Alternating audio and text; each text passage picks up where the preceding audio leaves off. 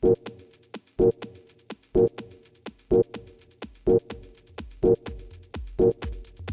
am Will I Am, and I make time to read the Wall Street Journal.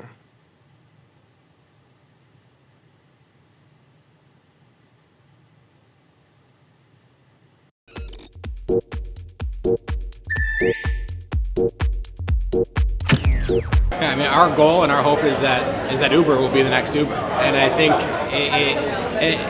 and what I mean by that is it's to us and what I've seen in the world is it's more about creating a culture within companies of identifying problems and adjusting your business to tackle them and to change and to grow. I think a lot of the huge innovations have come from companies that really instill a culture where what we say builders can build, and employees are empowered to identify problems, solve them, and transform the company as you need to so that you can continue to evolve your company. So many of the big innovative companies in the world right now, including Uber, look very different from what they looked like 3 years ago. You know, Uber has become a carpooling service, and we started out as a high-end way for people to get around San Francisco, and those changes have happened in 4 or 5 years. So I think it's just going to be more and more of seeing the innovative companies, the Ubers becoming the next Ubers, and how can you instill that culture? Yeah, sure. I mean, I think, defending against something that is probably, it's inevitable that something's going to come. Can't predict it. If I could, I'll do it myself. But I think, we can only embrace it. I think as a brand, we need to constantly reinvent ourselves. There's a lot of discussion about transformation. So really, don't wait for someone else to transform you, but you need to reinvent yourself before that happens. And I think this whole sharing economy, which is what's happening, is people aren't owning any assets. There's a lot of assets that are underutilized. And, in our industry, this is like clothes.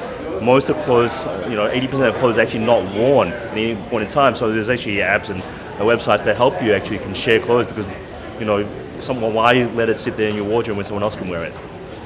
And one of the interesting examples that I sometimes use in my talks is Google, because I think one of the new search functions they have launched is so you sit there, you may be searching for a flight, you may be searching for a destination, and they give you the different options, the different flight times.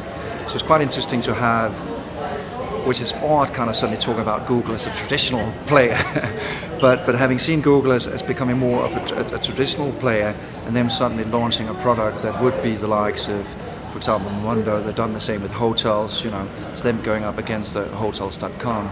So, and that was one of the things that I talked about, the whole thing about, empowering people rather than enslaving them. And I think for a lot of the traditional brands, it's really doing a catch-up game with how do we empower people, how do we create new products and services that empower people and kind of emulate or copy that structure that the Ubers and the Airbnbs are so good at.